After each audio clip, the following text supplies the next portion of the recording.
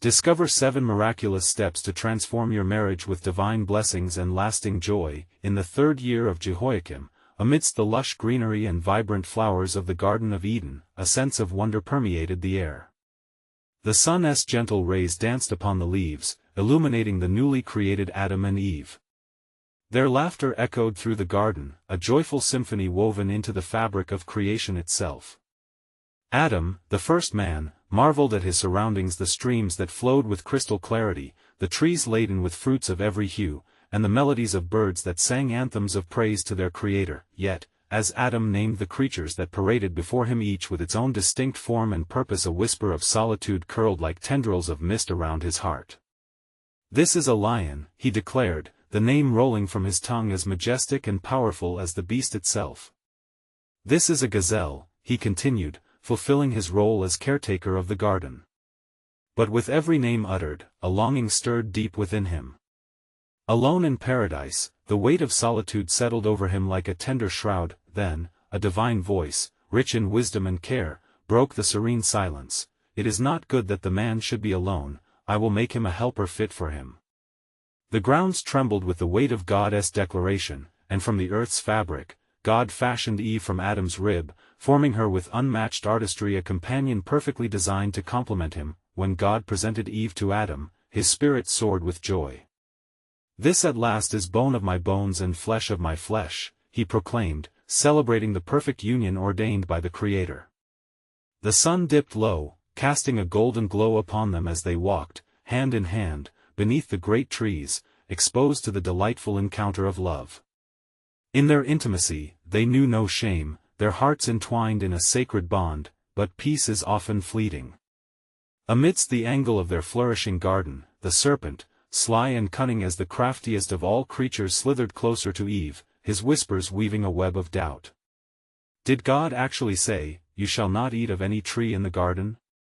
A question laced with deception pierced through the tranquility they cherished. As Eve conversed with the serpent, curiosity stirred her heart, leading to the fateful act of disobedience. The allure of knowledge, wrapped in seduction, beckoned them both to partake of the forbidden fruit. And when they did, their perception shifted, shame rushing in like a torrent, fracturing the purity of their hearts and their relationship. In the aftermath, they faced discord, Adam's blame directed at Eve while she cast her eyes toward the serpent. Instead of harmony, a tumult brewed within their souls, drawing them away from the immediate presence of God. Yet amidst the despair, the sovereign voice of the Almighty emerged, speaking of consequences but mingling them with whispers of hope, a promise of redemption. Before we continue with this incredible biblical account, I want to make sure you don't miss any of these powerful scripture stories. Click the bell icon and select all notifications. These biblical narratives have transformed countless lives throughout history. If God's word through this story is blessing you, please like and share with someone who needs to hear about God's faithfulness today. Tell me in the comments, which biblical story has most impacted your faith journey? I'm always amazed how God's word speaks to hearts across generations.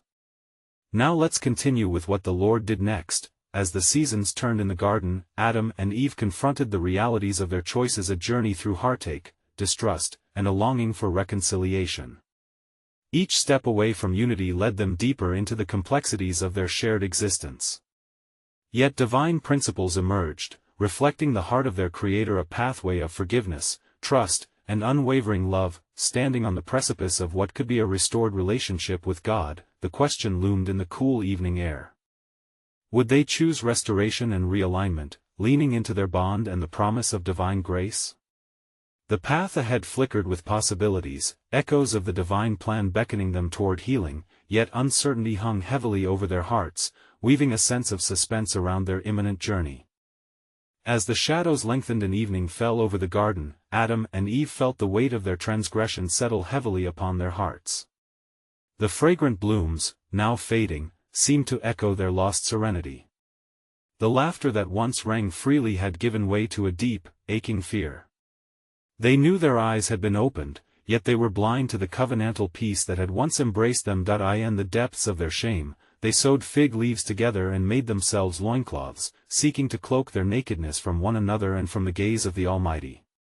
It was a futile effort, for he who had crafted them intricately could see their hearts laid bare, even if their shameful cover concealed their skin. In that twilight hour, God walked in the garden, calling, "Adam, where are you?"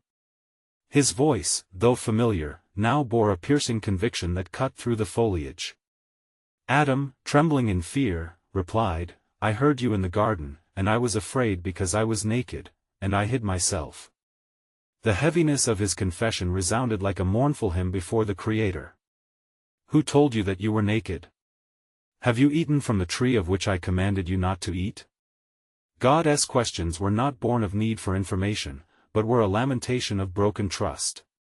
Adam, ensnared in his shame, responded with blame, saying, "The woman whom you gave to be with me, she gave me of the tree, and I ate."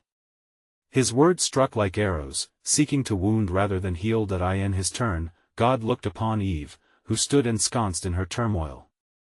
"What is this you have done?" he asked her gently. "The serpent deceived me, and I ate," she replied, casting the mantle of guilt upon the crafty creature, and as he spoke, the air grew heavy with divine judgment, each word laden with consequence. "Because you have done this, cursed are you above all livestock and wild animals. You will crawl on your belly and eat dust all the days of your life. And I will put enmity between you and the woman, and between your offspring and hers. He will crush your head, and you will strike his heel." This decree reverberated, shaping the future not only of the serpent but also of mankind, a prophetic whisper of redemption laced with the seriousness of their choice. Turning to the woman, he declared, "I will greatly increase your pains in childbearing. With pain, you will give birth to children. Your desire will be for your husband, and he will rule over you." A solemn consequence, but one that invited the promise of new life. Still, it would be marred by sorrow. Lastly, to Adam, God said, "Cursed is the ground because of you. Through painful toil, you will eat food from it all the days of your life." The garden, once a haven of abundance and joy, would now yield thorns and thistles, requiring labor and sweat, a stark reminder of their rebellion. Yet, in the midst of the judgment, God, in his infinite compassion, imbued the warnings with grace.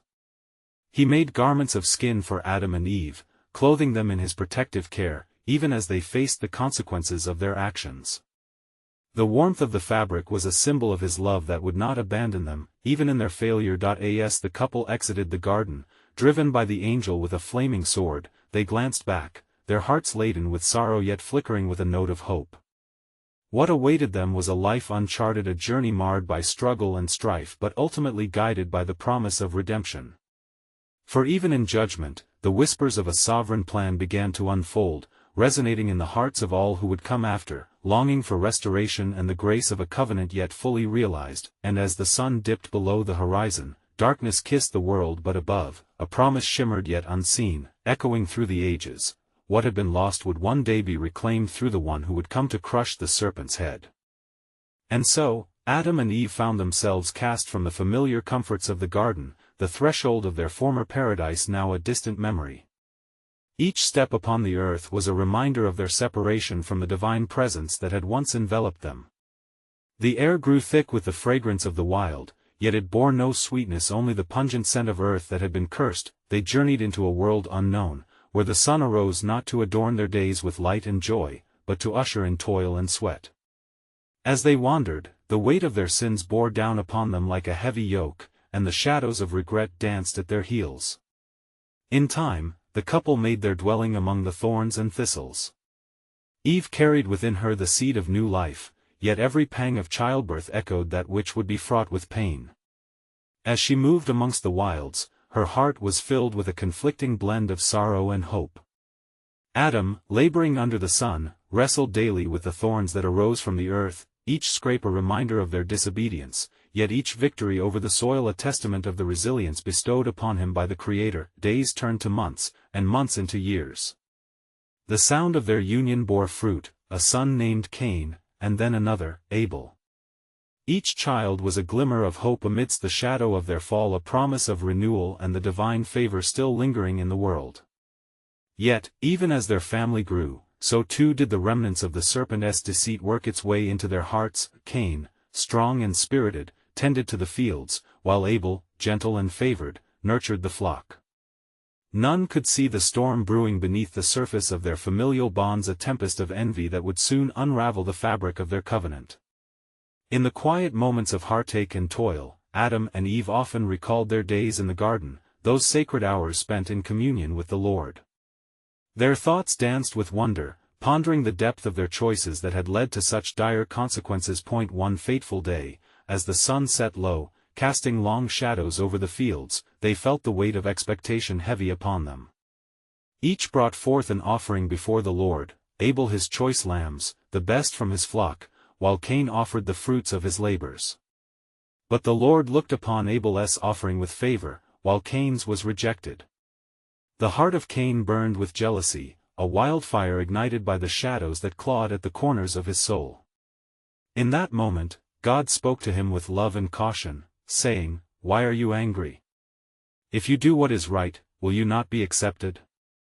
But if you do not do what is right, sin is crouching at your door, it desires to have you, but you must rule over it." Yet the words hung in the air, unheeded, as Cain's heart grew dark. He called to his brother, and together they ventured into the fields, where the echo of brotherhood transformed into a cry of despair.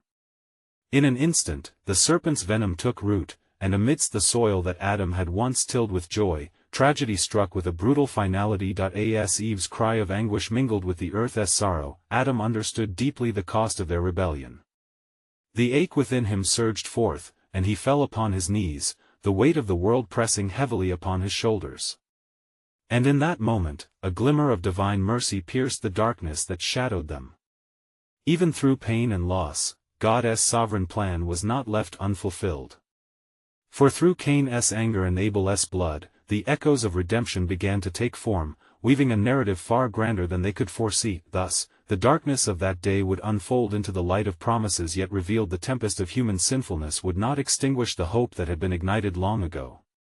For the promise remained, hidden within tears and turmoil, waiting to be realized through the relentless faithfulness of the Almighty.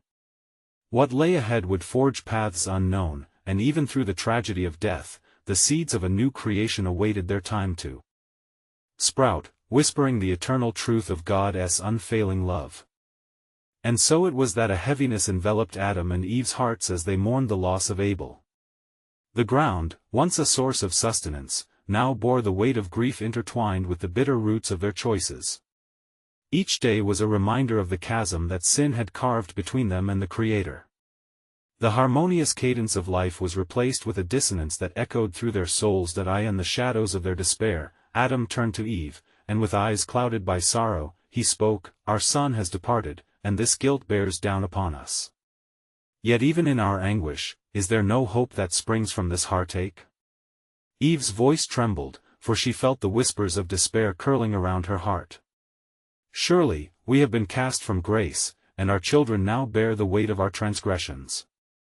How shall we mend what has been broken?" Yet, amidst their lament, the Lord's presence drew near, his voice but a whisper in the wind. "Fear not, for even in loss, I am with you. The path is fraught with thorns, but within the pain, I shall weave my purpose into the very fabric of your lives." In the days that followed, Cain, burdened by his guilt, wandered away from the presence of the Lord. He was marked by the sorrow of his actions, haunted only by the memory of his brother. Yet in that desolate wilderness, God spoke to him once more, saying, "Though you have erred, you can still turn back to me. Your transgression does not define you. What will you choose in this moment?" But Cain, blinded by shame and anger, could not see the grace that beckoned him. He built a city in his own name, in hopes of forging a future away from shadows of guilt. But in his heart, the curse followed him, and resentment festered like an open wound. Meanwhile, Adam and Eve labored under the weight of a fractured existence, their days filled with toil and tears. Eve conceived again and bore a son named Seth, a sign of the Lord's enduring mercy. Adam, lifting his eyes to the heavens, understood that through Seth a descendant who would bear witness to the promises yet to unfold, a new thread of hope was woven into the tapestry of their lives. As the years rolled on, the descendants of Cain multiplied alongside those of Seth. Yet strife brewed among them, where envy had once taken root, animosity grew like a vine choking the very life from the fields. Adam and Eve watched their lineage with prayerful hearts, seeking the Lord's guidance amid uncertainty, but the Lord said unto them, Behold, a new beginning arises in the midst of turmoil, for through Seth shall hope be rekindled, and the promise of redemption shall spark anew. Yet Adam pondered the weight of legacy. O Lord, what shall become of our lineage? Will it be forever marked by the shadow of our mistakes? In his faithfulness, God replied, In their heartache, they shall seek me, and when they do, a great light shall emerge from the darkness. For I will raise a seed from Seth, a champion of righteousness, whose lineage leads unto my eternal promises. Thus, the earth continued to fill with the sounds of life and strife, yet deep within the whisper of creation, the harmony of divine purpose set to unfold. As Adam and Eve exhaled their burdens in prayer, they remained watchful, for in their weariness lay the undeniable truth, out of calamity would rise the steadfast hope of restoration through the one they could not yet see, and so, as they toiled and prayed, the divine plan remained veiled, a mystery echoing through the ages, patiently awaiting the moment when God's grand design would blossom into fulfillment, a revelation that would reverberate long into the creation he had said was very good. And it came to pass that as the days turned into years, Adam and Eve beheld the children born unto them through Seth. His lineage grew, and from each son and daughter, the earth was filled with the voice of humanity. Yet the deeper they plunged into the thickets of life, the more they felt the weight of their tribulation. In a time of prayer, Adam spoke to Eve, Behold, our children walk paths laden with choices still ripe with temptation, and yet there is a stirring within me. I sense a yearning, a call to return to the garden of our hearts and tend to the seeds of faith we have sown. Eve, sitting beside him, nodded with solemnity. Indeed, Adam. Let us gather our children and teach them of the mercies of the Lord. For the sorrow that lingers bears the hope that he remains our God, and in him we find our refuge. As they called their children, men and women of tribal gatherers, they shared tales of creation, the wonders they once knew, the laughter of the beasts, and the fragrant blooms of the garden. In their words lay a sweetness, reminding their offspring of the love and grace which still wrapped around them like the arms of a father. Meanwhile, afar, in the city that Cain had established, darkness loomed over the lands. The descendants of Cain strayed further into wickedness, their hearts hardened, and their hands stained with the very light they had forsaken. They rejoiced in the skill of crafts and the allure of prosperity, yet within their celebrations, an emptiness dwelled, a longing for the treasure only found in the Lord. Amidst this tumult, the Lord spoke unto Seth in a dream one night. Stand firm, O son of Adam. Your lineage holds a promise that stretches beyond the pains of the past. Lament not for the transgressions that have become your burden, for I am weaving a thread of salvation through your seed. A righteous one shall rise to restore what was lost. Awakened by the truth of the Lord's words, Seth gathered his kin. Come, let us not succumb to despair. The Lord has spoken through a vision granted unto me. In our remembrance of the one who made the heavens and the earth, we shall be renewed. As hope rekindled among the hearts of Seth's line, Adam and Eve crafted offerings of gratitude. They built an altar unto the Lord, invoking his name, calling upon the days of old when he walked among them. As the smoke of their sacrifice curled toward the heavens, they felt a stirring in the atmosphere, a tangible presence of God enveloped them, and they realized they were not alone in their toil. The promise of which the Lord had spoken fluttered in the air like vibrant wings, unfurling a destiny that awaited fulfillment, yet in the shadowed corners of the earthly realm, a sense of foreboding gathered. The descendants of Cain, jealous of the growing favor bestowed upon Seth's lineage, conspired among themselves. Let not the foolishness of our brothers seize our lands and blessings. We shall show them power, and in our strength shall we take what is ours. Yet the Lord, in his omnipotence, looked down upon both lineages with love and sorrow. He knew the path of restoration would be wrought through trials yet unseen, a shadow of the sacrifice that would one day be paid for the sins of man. As seasons turned and life unfolded, Adam and Eve labored under the promise, while the whispers of a coming salvation began to infiltrate the hearts of their children. A question loomed larger with each passing day: what shape shall the deliverer take, and how shall he come to set right what was broken? And thus, amid the struggles of earth and the echoes of divine promise, the mystery unfurled a tapestry yet to be fully seen, hinting at greater revelations to come, leading through the lineage of Seth, where the hope of all mankind would one day arise. And it came to pass that the days grew longer and the toil of Adam and Eve's family became intricate, for their hearts hungered for the firm assurance of God's mercy. The threads of Seth's lineage began to weave themselves into the fabric of life. Their laughter mingled with the songs of creation, yet shadows still loomed over the earth. One day, while tending to the flock, Seth called forth his brothers and sisters to gather. O children of our father, heed my words. The Lord has given us counsel, that we should be as lights in the darkness and bear witness to the goodness of his ways. Let us not falter as our kin of the other lineages have. We must embody righteousness and cling to truth amid temptation's snare. His words, like balm, bound the hearts of those who listened, igniting within them the resolve to walk in paths of holiness. They resolved to honor the covenant handed down from their parents, to behold the hand of the Almighty and seek solace in his promises. In their towns, whispers of hope began to resound. The tales of old sprang to life in the hearts of the younger generation, yet, as the sun set behind the mountains, far across the lands, the descendants of Cain rallied in their resentment. Our brethren thrive in the favor of God while we toil without grace, cried one among them, a man named Lamech, who had taken pride in his strength and his lineage's defiance. We shall forge our own destiny, we shall build a tower that reaches to the heavens, and we shall summon power to rule as kings. And as he spoke, a foreboding shadow crept into the hearts of the people. They followed him, abandoning the ways that once held beauty and grace. In their hearts, they forsook the whisper of God, their desires eclipsed by the thunderous call of ambition. At that hour, the Spirit of the Lord stirred in Seth, and he returned to the altar where Adam and Eve once offered their praises. He knelt, in humility, and cried out, O Lord, hear my plea. Protect us from the snares of temptation that envelop our kin. Strengthen our resolve to walk in your ways, for we know restoration lies within your abundant mercy. The heavens responded, a gentle wind rustled the leaves, and the voice of the Lord rang across the valley like a soothing melody. Fear not, O child of Adam. The cry of your heart ascends to my throne. Know that I am the keeper of promises. A deliverance shall bloom from among you like the dawn from the night. Encouraged, Seth rallied his brothers and sisters. Remember our forefathers' wounds, the sorrow of our parents, and let them be a balm to our souls. For in our unity, we are a bastion against the onslaught of despair, we will cling to the light as shepherds cling to their flocks. As the days unfolded, gatherings grew, and the family of Seth sought the wisdom of the Lord in prayer and in sacrifice.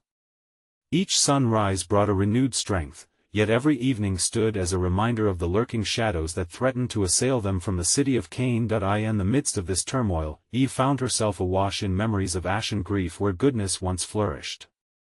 Seth, she marveled in quiet lament, what shall we do to guide our kin to the promise of new life?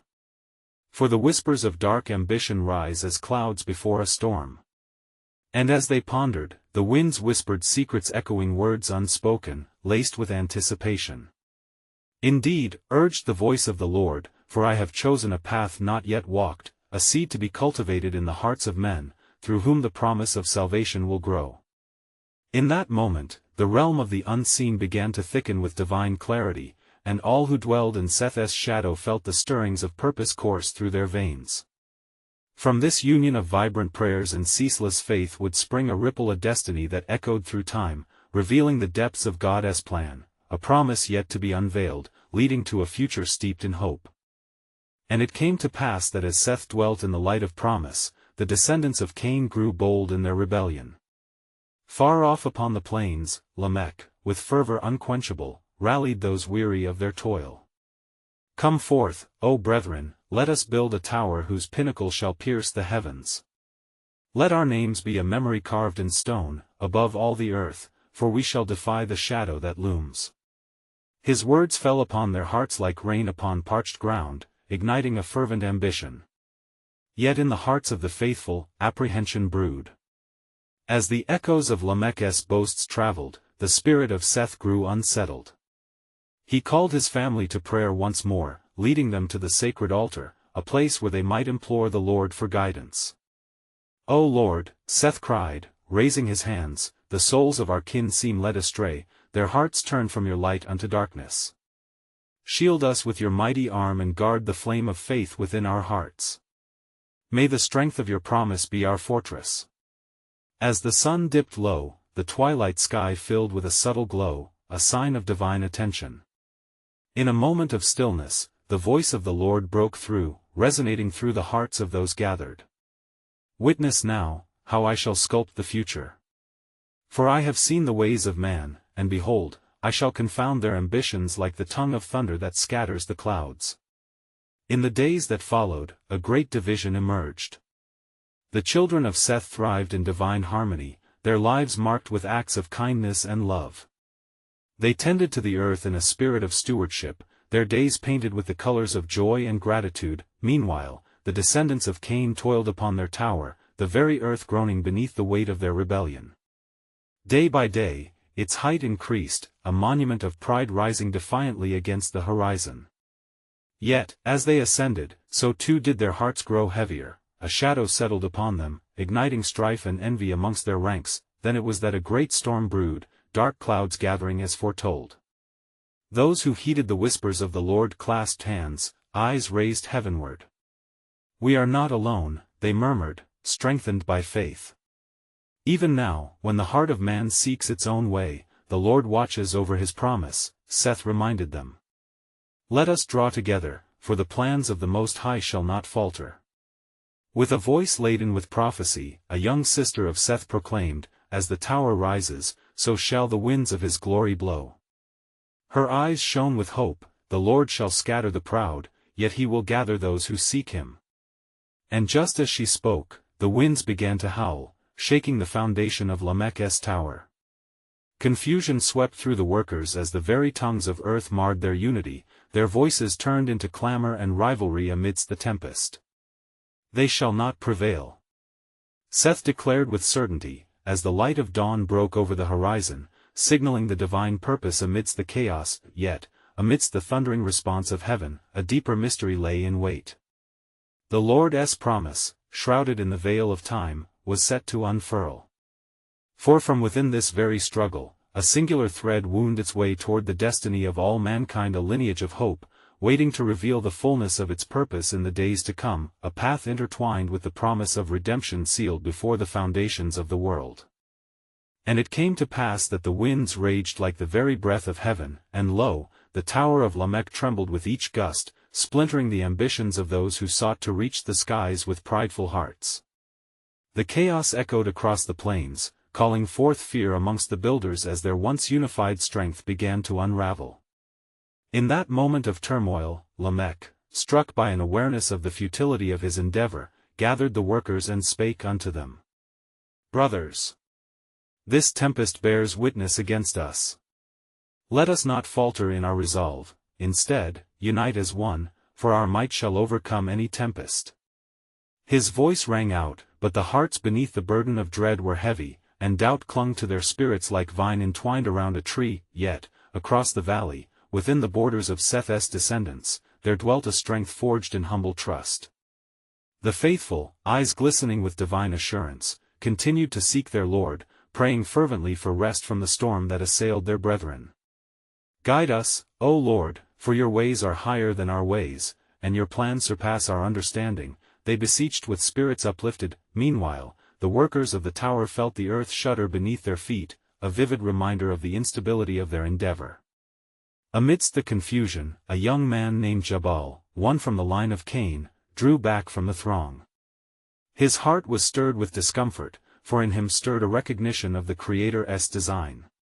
"What we build here is but a breath against the winds of his will," he murmured, recalling the stories of his forefather, from whom the promise flowed. Then, as the storm surged and the walls of pride began to crack, the voice of the Lord thundered once more across the skies, declaring, "I have come to scatter the foundations of arrogance, and to raise the humble unto heights unknown." With the might of divine purpose, the storm broke forth, and the very skies split open, unleashing a torrent over the tower. Beneath the weight of the flood, as the tides rose, the words of Seth echoed through the valley, "For the Lord knows the heart of man and seeks to redeem it." In despair, shall he bring forth a new hope.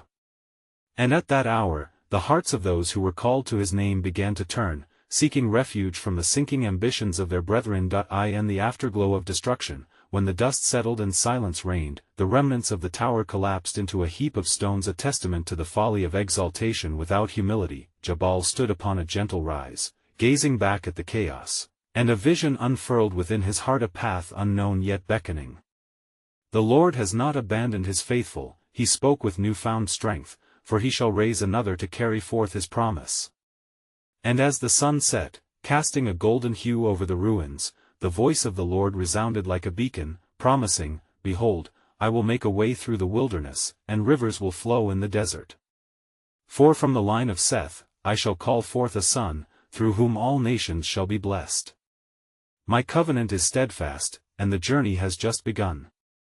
In that moment of divine revelation, the hearts of the faithful began to beat with anticipation, for in the ashes of rebellion lay the seeds of redemption, whispering secrets of a sovereign plan yet unfathomed, promising hope amidst ruin.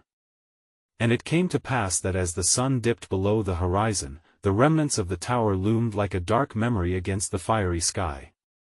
In the hearts of the workers, fear and confusion reigned, whilst among the people of Seth, hope arose like the dawn. They gathered together beneath the shade of ancient oaks, whispering words of faith and solemnly contemplating the events that had unfolded. As night fell, Jabal felt a stirring within, compelling him to step forth among his people. Behold! He cried, drawing the attention of the faithful, we are witnesses to a divine hand that moves among us. The Lord has dismantled pride, and in its stead, he shall erect a new foundation in righteousness. His words ignited a flicker of hope as they echoed into the darkened night. Then a young woman, Amunah, daughter of Seth, stood beside him and declared, The God of our fathers did not bring us to this hour for despair, but for renewal. Let us return to him with our whole hearts, for surely, he will deliver us. Murmurs of agreement spread like wildfire. The faithful lifted their voices in prayer as they sought the face of the Almighty, trusting in his promise that in such a time, the Lord, whose ears are ever attentive to the cries of the humble, spoke to his faithful through a dream. A great vision unfolded to Jabal as he lay among the fallen leaves. In it, he saw a lamb, pure and without blemish, standing on a high mountain, its light illuminating the valley below. O Jabal, the voice of the Lord resounded, I reveal to you that the son I shall raise will be like this lamb, a beacon of hope and blessing to all nations. Awakening from the dream, Jabal's eyes sparkled with awe and reverence, and he rushed to share the revelation with the assembly. Brothers and sisters, the Lord has shown me. The Redeemer shall come forth, a descendant from our line. As he shall walk upon the earth, nations will turn towards him, finding grace and healing. The group began to swell with newfound excitement, for within their hearts stirred the promise of a future that was anchored in divine purpose. Each one took it upon themselves to declare the goodness of the Lord, recanting the mighty acts that had shaped their lineage from Adam, through Seth, and beyond. His faithfulness endures from generation to generation. They proclaimed, their spirits emboldened, yet in the depths of Lamech's despair, he witnessed the unity forging among Seth's descendants and felt the sting of loss superimposed upon his own heart. Peace eluded him, and the weight of his choices bore heavily. Have I cast away all hope?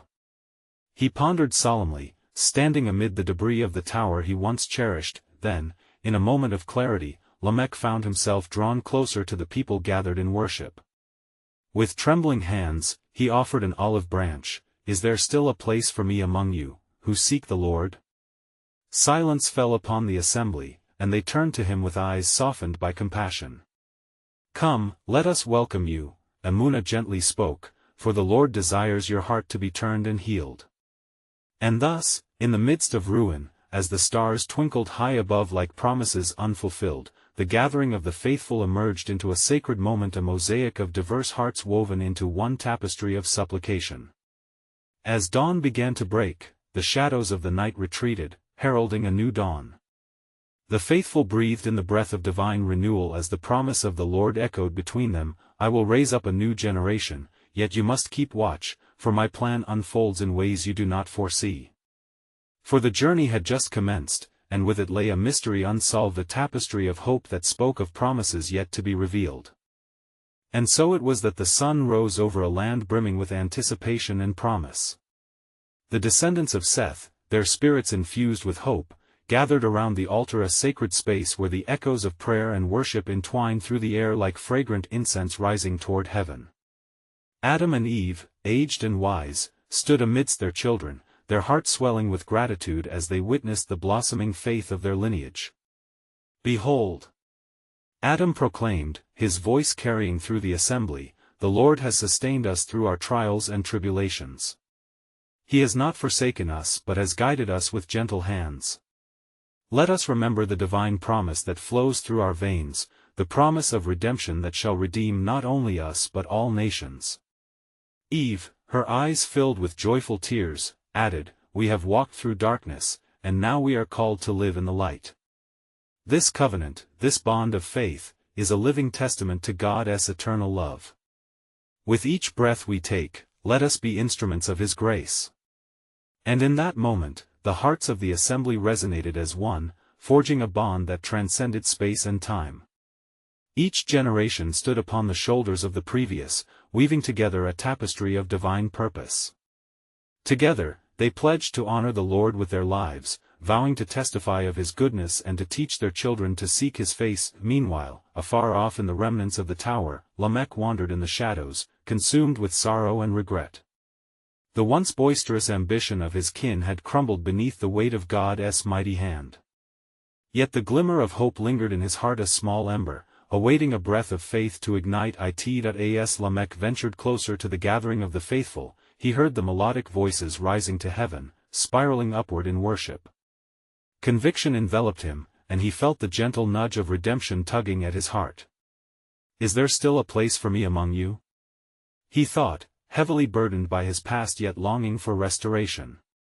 A cascade of memories loomed before him, resonating with the dreams he had cast aside. "Will they receive me?" he whispered to himself, trembling at the thought of rejection. Yet, unbeknownst to him, Seth had seen Lamech's struggle and sensed the divine opportunity unfolding before him. "Come forth," Seth called, extending his hands as a welcoming gesture. "For the grace of our Lord knows no bounds. We stand as a family united in faith, ready to embrace those who seek His mercy." As Lamech approached, uncertainty gripped his heart. "Can I truly be welcomed after all I have done?" he stammered, his voice barely more than a murmur. With compassion, Amunah stepped forward, her spirit radiant. "With God, there is always a path to redemption. Your past does not define you. The Lord calls you home, brother." Taking a step closer, Lamech knelt amid the gathering, overwhelmed by grace. "Forgive me. I have wandered far from the truth," he confessed, tears streaming down his cheeks. "Show me the way back into the light." Seth, kneeling beside him, placed a hand upon his shoulder. "The Lord's mercy is new every morning. Rise with us, and together we shall walk forward in His promise." A hush fell over the assembly as the once divided began to unite. They encircled Lamech, embracing him with kindness, their voices merging into a symphony of praise for the God who redeems, saying in unison, "Blessed be your name, O Lord, for you are our Savior, our Shepherd, who leads us from darkness into light." And in that sacred moment, the heavens seemed to echo their rejoicing, for celebration rippled across the realms, and the Spirit of the Almighty moved amongst them. The ground beneath their feet trembled with the weight of hope restored, and the shadow of despair faded into insignificance. Through this act of acceptance, the lineage of Seth bore witness to the transformative power of grace, unraveling a deeper thread in the tapestry of salvation. Lamech, once marred by darkness, now emerged as a beacon of God's unyielding love, a living testament that reminds all who seek Him, that indeed, there is always a way home. As the sun bathed the landscape in golden light, the echoes of worship began to resound through the valleys and fields, their songs a declaration of the profound truth that God continues to weave hope into every heart, reminding them that His promise would flourish through the ages. And thus, the unfolding story continued, a holy narrative entwined with human hearts, leading ultimately to the fulfillment of the divine plan, a promise yet to be fully revealed in the coming days. before we end this powerful chapter, I urge you to take action. Now is the moment to subscribe to the channel and join in to experience the continuation of God's Word through more biblical stories. Leave a like now and help spread the truth of the gospel through the algorithm. You never know who might encounter hope through your actions. I invite you to comment your spiritual reflections below and share how this story has impacted your faith.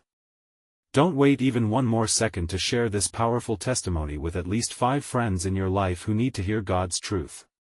Your journey in faith is intertwined with others, and your voice can be the key to their restoration.